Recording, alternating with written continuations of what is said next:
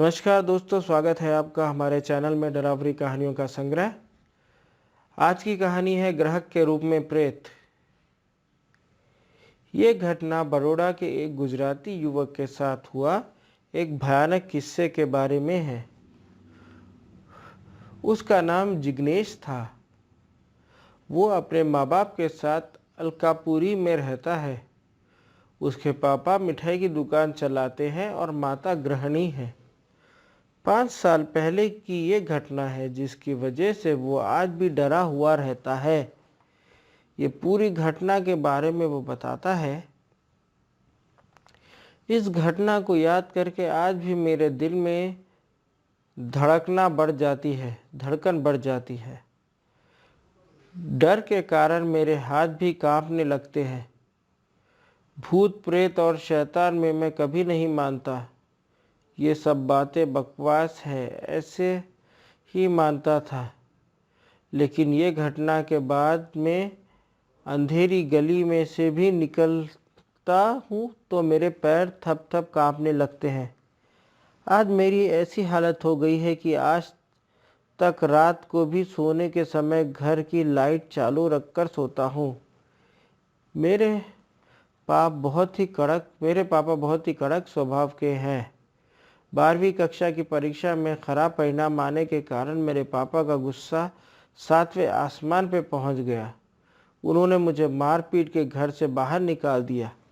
मैं बड़ौदा से राजकोट भागकर चला आया। वहीं पे मुझे एक दोस्त ने रहने के लिए मदद की, लेकिन मुझे कोई कौन काम देगा क्योंकि मैं 12वीं कक्षा में नापास हुआ था। नौकरी नहीं मिली, फिर भी मैं हिम्मत नहीं हारा। मैं अपने पिताजी का व्यवसाय मिठाई और नाश्ता बेचना शुरू कर दिया।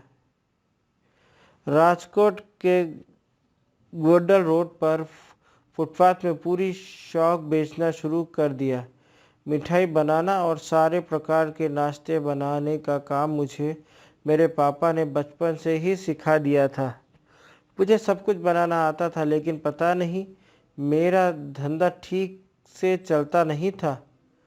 पूरे दिन में मान 2-3 ग्राहक आते थे, इसलिए मैंने बनाए हुए सारे नाश्ते फेंक देना पड़ता था। गोंडल रोड पे मेरे जहाँ पे लॉरी खड़ी की थी वो बहुत ही भीड़ भाड़ वाली जगह है। मेरे सामने सारी लॉरी के भीड़ लगी हुई रहती थी और मेरा ही काम बंद रहता था। मैंने आखिर में हार मान ली और सब कुछ बेचकर घर वापस जाकर पिताजी के पैर पकड़कर माफ़ी मांग लूँगा। उस दिन दोपहर के 12 बजे मेरे डर की घटना शुरू हो गई। मैं अपनी लारी के पास खड़ा था। आसपास में बहुत भीड़ भी नहीं थी। मैं पास में दीवार पे पेशाब करने के लिए गया और मुझे ज़ोरदार झटका लगा। वहीं पे एक भयानक आवाज़ सुनाई दी और मेरे होश उड़ गए। मुझे ऐसा लगा कि कोई प्यासा पानी पी के संतोष हुआ, ऐसा खुश हुआ। थोड़ी देर में देखा कि मेरी लॉरी के आसपास भीड़ जमा होने लगी और मैं ज़मीन पे गिर गया। जब मैंने देखा कि मेरी लॉरी के पास एक ग्राहक खड़ा था, मैं खड़ा होके उस ग्राहक के साथ बात करने लगा। वो आदमी अजीबोगरीब लगता था। उसने मुझे कहा कि तुम्हारे पास जो भी खाने का नाश्ता है वो सब मुझे पैक करके दे दे। सामने पैक करने से पहले उसने मुझे पैसे भी दे दिए। मेरी खुशी का ठिकाना ही नहीं रहा। उस आदमी ने मेरी सारी मिठाइयाँ, नाश्ता सब कुछ खरीद लिया और मुझे ज़्यादा पैसे भी दिए। इसलिए मेरी हिम्मत भी बढ़ गई और मैंने बड़ौदा वापस जाना टाल दिया। वो आदमी हर रोज़ आता और मेरी सारी मिठाई और नाश्ता खरीद लेता।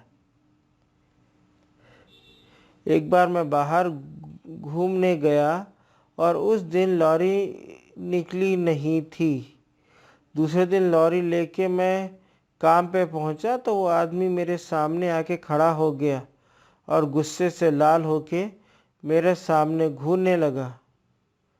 उसने मुझे सिर्फ उतना ही कहा कि मैंने तुम्हें तुम्हारी तकलीफ में मदद की और तुमने मुझे कल भूखा रखकर इसका बदला लिया। अब मैं तुम्हें इसकी सज़ा दूंगा।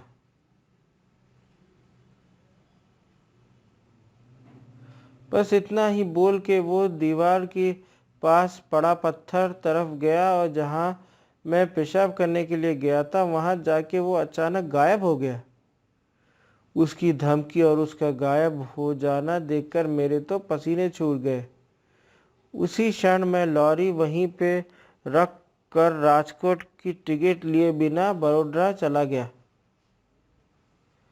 पिताजी से माफ़ी भी मांग ली।